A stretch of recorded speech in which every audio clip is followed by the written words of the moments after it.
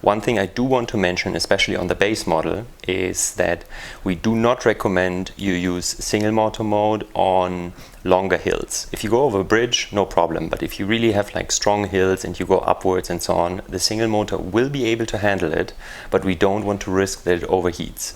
So we do recommend that once you are on longer hills, very steep hills, you put a lot of weight on the scooter, you actually do ride it in dual motor mode, so that actually both motors will put power to the street and that you don't just work the rear motor and then risk it heating and potentially breaking. Now let's look at the basic settings of the display and what it shows. So the mode button right here will enable you to cycle through the different display settings right here. Let me get a little closer. There we go. So right now it shows the odometer. This is total mileage. It shows the trip mileage, which is after you turn on your scooter, how far you've gone. It shows the voltage, and this is a very important setting, and we would recommend that while you're riding you actually leave it on this voltage setting so you can see how your battery performs. When it's fully charged it has around 67 volt, and when it's empty it basically shuts off at around 54, but you'll see that the last 3-4 voltage points will go relatively quickly because it's not a fully linear relationship between voltage and battery charge. So from 67 down to about 63 will go relatively quickly, and then you'll have a longer ride. Most of your ride will be between like 63, 62 to about 58, and then the voltage will deplete relatively quickly. We recommend that you watch this, especially when you first ride, and like this you get a much better understanding of your battery charge than just relying on this little symbol display right here, which is not super accurate.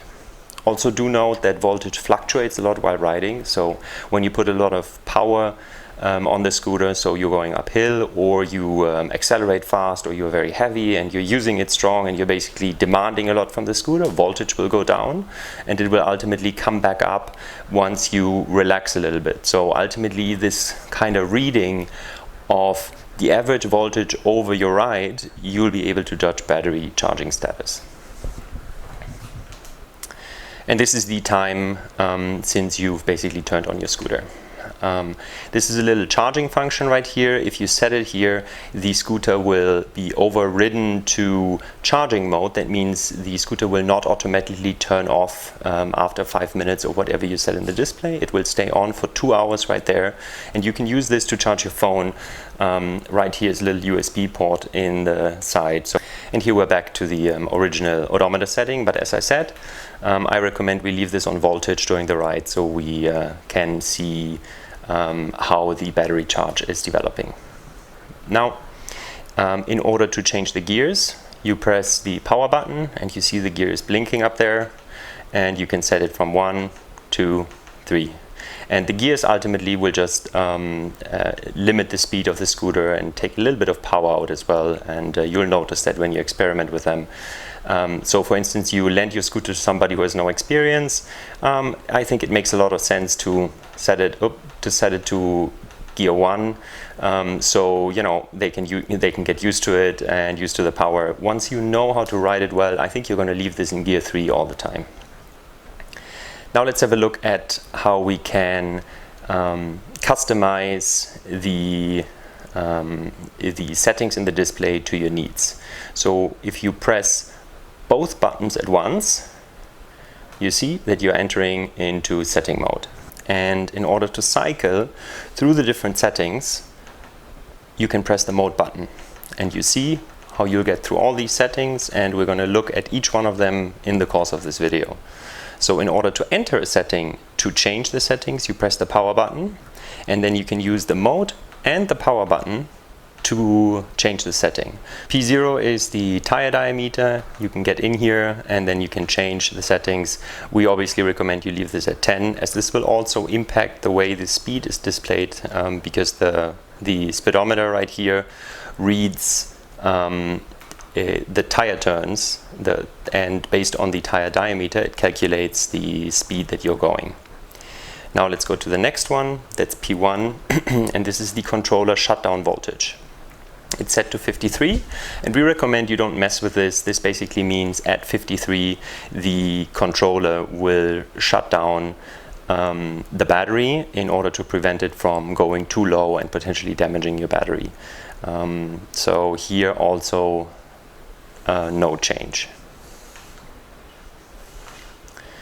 Now we get to P2. This is the motor magnetic pole setting. There's actually a mistake in the manual. It says default is 40. The actual setting needs to be 20 for the base model. Also, do not change this. If you change this, you're going to notice that the speed will not properly display. Now let's get to P3. This is the speed signal selection. It should be at 0. Don't mess with that one. P4 is the type of units it uses. It's preset to miles, and you can change it to kilometers if you like, but we'll keep it set at miles. And you see whenever I wait a second or two, it goes back to the mode selector, and then I can use mode to go to the different modes, to the different P settings. Now, this is an important one, P5. It's basically the non-zero start setting versus zero start setting. So it's set to 1. That means the scooter uses kick and go. You have to kick the scooter before the accelerator will work. If you turn this to 0, that means you can get on the scooter without kicking it. You use the accelerator and the scooter will move forward. You do only want to turn this off. You'll only want to set this to 0 if you are truly comfortable, because you need to know that as soon as you hit the accelerator when you're standing on the scooter or behind the scooter, even by accident, the scooter will jump forward. It's very powerful, so we recommend you always keep this set at 1. P6 is the cruise control setting. It's by default set to 0. You can turn it on. That's also for advanced riders. At 1, cruise control is turned on, and that basically means if you're riding and you're keeping your speed for a few seconds, the display will recognize that, and it will keep the speed even if you take your finger off the accelerator. This can feel a little weird in the beginning because you're like, whoa, my scooter doesn't slow down. So we also recommend, until you're really used to the scooter, that you do not change the setting. And then later on, once you understand or you've ridden scooters before, you can use that cruise control. Cruise control, while it's turned on your right and the scooter holds the speed, it basically stops as soon as you pull the brake, or you just push your throttle one time and cruise control turns off in that ride. Now P7 is initial acceleration. This means it's like an artificial slowdown of your initial acceleration. So if you set it to 0, there's no artificial slowdown and the scooter powers as much power as it has. If you set this to 1, right here, that means ultimately the initial acceleration will be a little lower. And personally, maybe for the beginning, it's a good idea to keep this at 1 because it just will enable you to handle the scooter a little better, because if you're in dual motor and power mode and you pull the accelerator, you're going to feel that your wheels spin a little bit. So before you fully get used to the power of the throttle, it might make sense to reduce that initial power a little bit in order to fully, grasp the handling of the scooter. P8 is the electric braking setting. At 0, it basically means that there's no electric braking at all, and if you turn it to 1, it means electric braking is on. And you will mainly feel this setting when you are going very fast and you hit the brakes just a tiny little bit, so you feel that not even the disc brake mechanically engages, but you will feel that the scooter nevertheless slows down because the power to the motor is reversed, and it basically slows down the motor via the magnetics inside. This is usually a very good setting. You just need to be careful that when the battery is fully charged and you're taking it out of the house and you're living on top of a hill and you're going down a long hill while you're braking with regenerative electric braking turned on, then you run the risk that you overcharge the battery. So you want to be a little careful with that setting, especially if you live on a hill. As soon as you've ridden like a mile or two, there should be no problem, and you will see how the voltage actually, while you're using the electric brake, the voltage in the display will actually come up because there's more power going into the battery, and it slightly recharges the battery as well while that's happening. P9, this is the speed limit setting. At 100, it's basically 100% of speed. You can change this up and down in case you, for instance, want to limit this to, I don't know, 30 miles an hour instead of the 40. You would probably set it to 75, and you can kind of see what that does to the scooter, and you'll see that it basically limits the top speed. Now we're getting to setting PA, and well, when we did the manual, we were under the impression that you could reset the total odometer mileage on the setting, but unfortunately we haven't been able to figure it out. So ultimately we'll, come back to that later.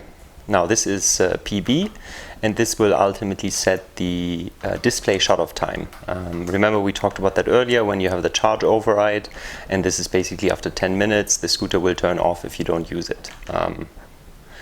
PC is the display brightness, and you can actually see how this changes a little bit. And you can set it 3 is the highest, 1 is the lowest. And with that, ultimately we are through the settings of the standard display, and we hope that was helpful and you're going to be able to configure the scooter to your needs.